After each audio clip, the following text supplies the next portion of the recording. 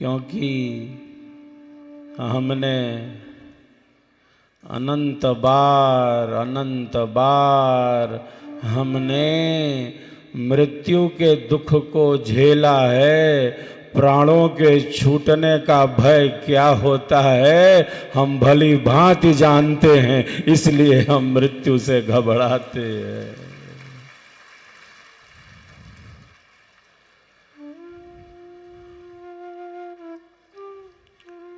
हमारे भीतर एक कैमरा लगा है, उस कैमरे का नाम है चित्त। जैसे हमारे 10 बाह्य करण हैं,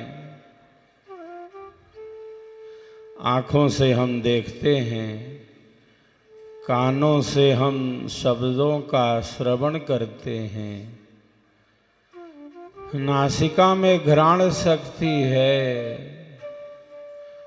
जिह्वा से हम रस ले रहे हैं, ये खट्टा है, ये मीठा है, ये तो बहुत तीता है भाई, ये कटु है, ये कसाय है, ये तिक्त है। त्वचा जो सिर के शीर्ष भाग से पैर के तलवे तक त्वचा है, त्वक इंद्रिय है, जिससे स्पर्श का अनुभव प्राप्त हो रहा है। हाथ पैर वाणी पायु और उपस्थ, ये 5 कर्म की इंद्रियां हैं। हम इंद्रियां किसे कहते हैं? जो शरीर रूपी रथ को जो शरीर रूपी रथ को आगे बढ़ाती जा रही हैं, उन्हें हम इंद्रियां कहती हैं, जो इस रथ को खींचे लिए जा रहे हैं।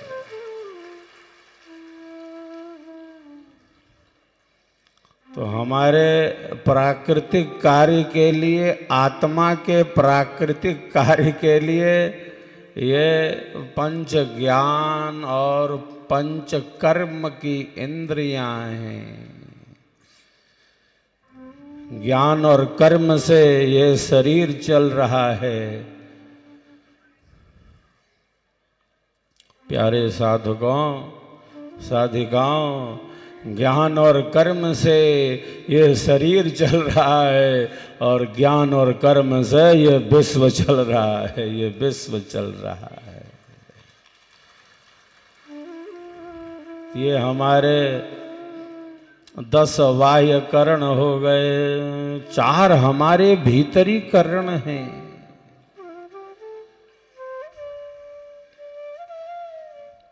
जिन्हें हम कहते हैं मन बुद्धि चित्त अहंकार।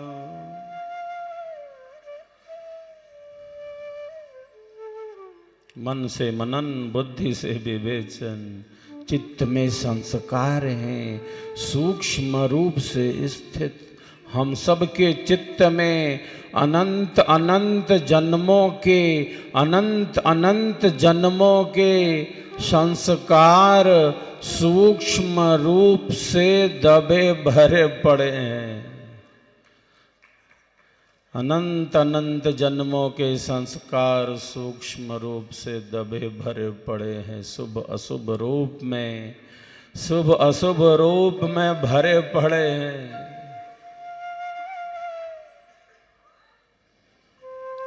कई बार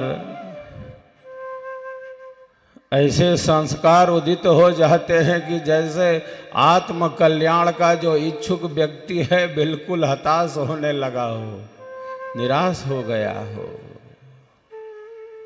कई बार जिज्ञासु यह जिज्ञासा करते हैं कि ऐसे विचार कैसे आ गए। आध्यात्मिक जीवन में यदा कदा इन सब स्थितियों से हमें 2-4 होना पड़ता है। ये प्रकृति का कुचक्र है, ये जो जैसे मन का दुष्चक्र है।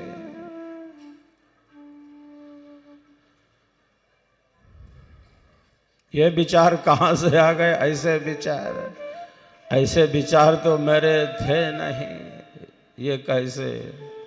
इस प्रकार के विचार अनियंत्रित आ गए इस जीवन में तो मेरे ऐसे विचार नहीं थे। विचार ही हमें सुखी बनाते हैं, विचार ही हमें दुखी बनाते हैं। जिस प्रकार हमारा मन मनन करता है, जिस प्रकार हमारा मन मनन करता है और हमारी बुद्धि उसका विवेचन करती जाती है, हम वही हो जाते हैं। तो जिज्ञासु या जिज्ञासा करते हैं कि ऐसे विचार कैसे आ गए। मैं प्रायः कहता रहता हूं, विचार आएंगे, विचार आएंगे, विचार चले जाएंगे, हम जहां हैं हम वहीं हैं, हम विचारों के साथ चले भागे नहीं जा रहे। तो अनियंत्रित विचार आ जाए तो हताश न हो, निराश न हो, बल्कि वह प्रतिपक्ष का चिंतन करे, विवेक को जागृत करे।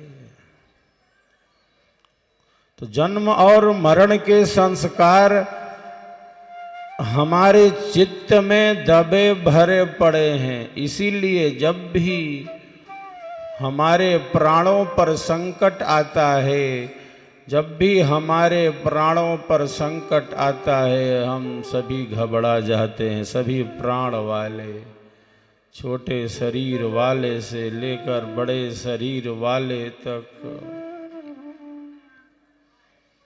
प्राणों पर आए संकट को दूर करना चाहते हैं, क्योंकि हमें पता है कि प्राणों के छूटने का भय क्या होता है। हमारे परमाराध्य सद्गुरुदेव भगवान क्या कहते हैं? हम घबराते हैं मृत्यु से, हमारे सद्गुरु क्या कहते हैं? अरे मृत्यु क्या है, मृत्यु क्या है? मृत्यु तो मेरे लिए एक खेल है, एक क्रीड़ा के समान है। मैं तो जब चाहूं इस शरीर को छोड़कर निकल जाऊं, बाहर निकल जाऊं। योगी बाहर से बोलता है। सद्गुरु ने आकाशवाणी की, हम विचार करें। हमारे सद्गुरुदेव भगवान चेतना के कितने ऊंचे शिखर पर स्थित हैं। योगी वही होता है, सद्गुरुदेव भगवान ने कहा, योगी वही होता है जो जब चाहे शरीर को छोड़कर निकल जाए, शरीर छोड़कर अपने भावों को प्रकट करे।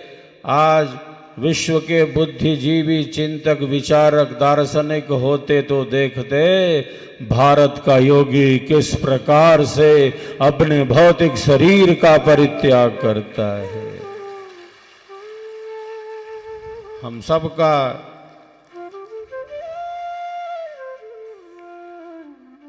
केवल सौभाग्य ही नहीं है कि हम सद्गुरु सत्ता के ज्ञान विज्ञान में, स्वर वेद में, सेवा सत्संग और साधना में है। मैं प्रायः कहता हूँ, ये हमारा केवल सौभाग्य ही नहीं, ये हम सबका परम सौभाग्य है, ये हम सबका परम सौभाग्य है।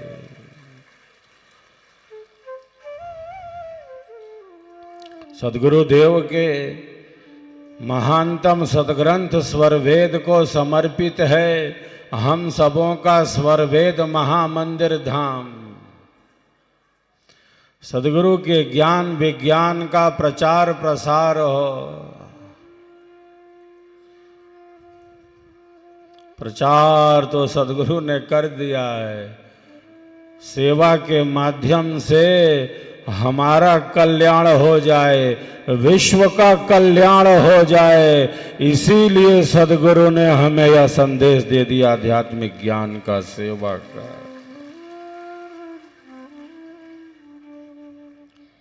स्वरवेद महामंदिर धाम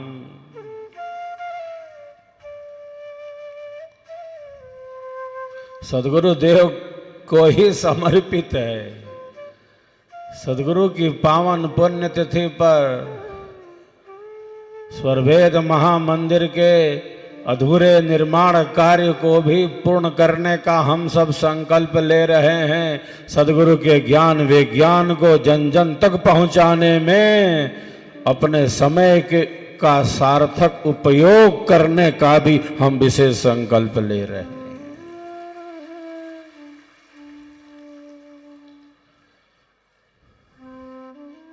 स्वरवेद महामंदिर धाम की शोभा देखते ही बन रही है। गुलाबी लाल पत्थरों से हम सबों का स्वरवेद महामंदिर धाम सज चुका है, समर चुका है।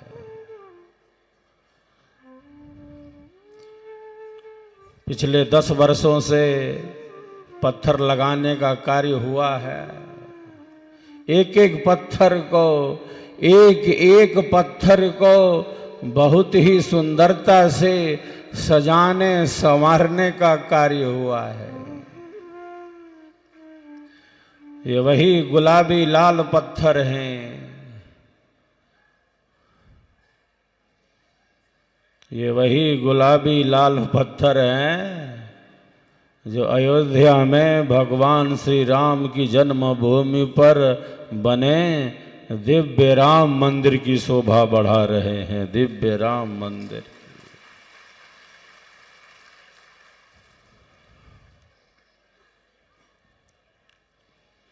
स्वरवेद महामंदिर निर्माण का आध्यात्मिक अर्थ है।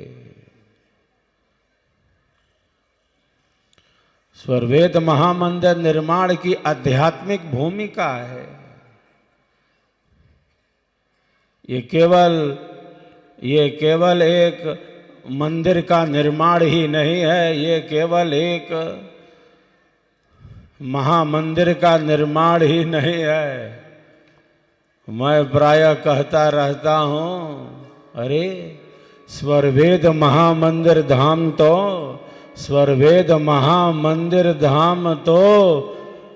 लाखों लाख जीवों के कल्याण का निर्माण है, कल्याण का निर्माण है। ये जीवों के कल्याण का निर्माण है।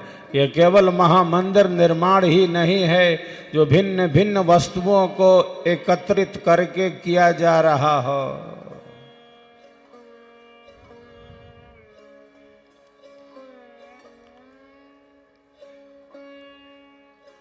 स्वरवेद महामंदिर निर्माण का अर्थ है दिव्य मानव निर्माण। स्वरवेद महामंदिर निर्माण का अर्थ है शुद्ध अंतःकरण का निर्माण। स्वरवेद महामंदिर निर्माण का अर्थ है अहंकार मुक्ति का निर्माण, परम प्रेम का निर्माण, सेवा का निर्माण। सेवा से हमारा कल्याण तो होता ही है,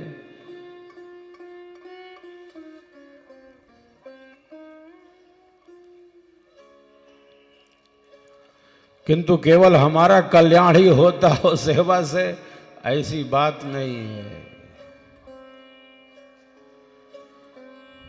यज्ञ हम केवल स्वयं के लिए नहीं करते, ये आहुतियां हम केवल स्वयं के लिए ही नहीं समर्पित करते, अपितु विश्व के कल्याण की कामना के साथ यह यज्ञ है, यह सेवा कार्य है।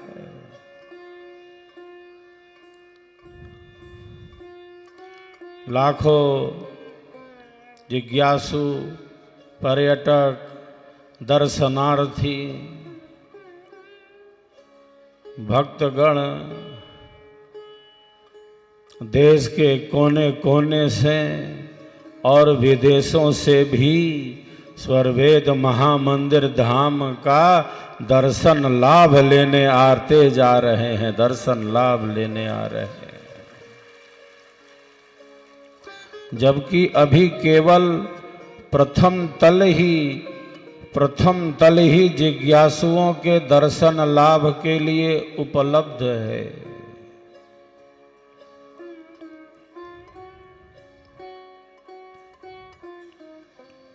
एक लाख से भी ज्यादा नए जिज्ञासुओं ने स्वरवेद महामंदिर धाम पर पिछले 1.5-2 वर्ष में विहंगम योग की प्रथम भूमि की साधना का अभ्यास सीखा है। हमारे कारण स्वरवेद महामंदिर का निर्माण पूर्ण हो, हमारे कारण सद्गुरु के ज्ञान विज्ञान का प्रचार प्रसार हो, हमारे कारण हमारी अंकित श्वेत ध्वजा लहराती रहे, फहराती रहे। यही सेवा है, यही शिष्य भाव है, यही शिष्य के जीवन की सार्थकता है। स्वरवेद से ही, स्वरवेद के प्रचार प्रसार से ही, स्वरवेद महामंदिर के निर्माण से ही, सद्गुरु की पावन मूर्ति के निर्माण के संकल्प से ही शिष्य का जीवन सार्थक होता है। अभी केवल प्रथम तल उपलब्ध है। द्वितीय तल से, दूसरे तल से लेकर सप्तम तल तक आंतरिक साज सज्जा के कार्य को भी तो अभी पूर्ण करना है। आंतरिक साज सज्जा के कार्य को पूर्ण करना है। हम विचार करें, जब केवल प्रथम तल उपलब्ध है दर्शनार्थियों के लिए और संख्या हर एक महीने 3 लाख से भी ज़्यादा है, अगर सभी तल दर्शनार्थियों के दर्शन लाभ के लिए सुलभ हो जाएं, उपलब्ध हो जाएं, तब दर्शनार्थियों की संख्या में भी कितनी विशेष वृद्धि हो जाएगी, कितनी विशेष वृद्धि हो जाएगी। अभी केवल प्रथम तल ही दर्शनार्थियों, जिज्ञासुओं, पर्यटकों के लिए सुलभ है, उपलब्ध है। जहां स्वर वेद के दोहे, सद्गुरु की वाणी जीवंत रूप से प्रकट है, वेदों के मंत्रों का भी अभी उत्कीर्णन होना है। सद्गुरुदेव भगवान ने चतुर्वेदीय ब्रह्म विद्या भाष्य लिखा है, तो वेद के अनेक मंत्रों का भी उत्कीर्णन स्वरवेद महामंदिर की दीवारों पर करना है। साहेब की साहेबी का भी दिग्दर्शन वहां होगा। बहुत कुछ किया जाना शेष है ऊपरी तलों पर। उपनिषद के अनेकों प्रसंग आप सब देख ही रहे हैं, स्वरवेद महामंदिर की दीवारों की शोभा बढ़ाते जा रहे हैं। वृत्तिकोट आश्रम की नियमावली में सद्गुरु भगवान कहते हैं, आश्रम में उपनिषदों की कथा होनी चाहिए। उपनिषदों के संदेश को इन पत्थरों पर उत्कीर्ण किया गया है और ये पत्थर भारत की सनातन ब्रह्म विद्या के संदेश को प्रकट कर रहे हैं स्वरवेद महामंदिर धाम में।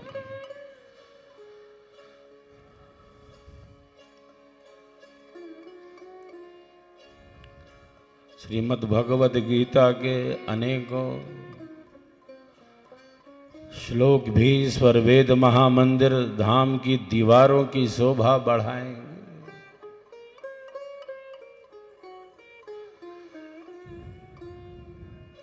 युद्ध के मैदान में दिया गया संदेश मन की शांति का संदेश। हम विचार करें, हम विचार करें, जहां दो सेनाएं, जहां दो सेनाएं युद्ध के लिए तत्पर हैं,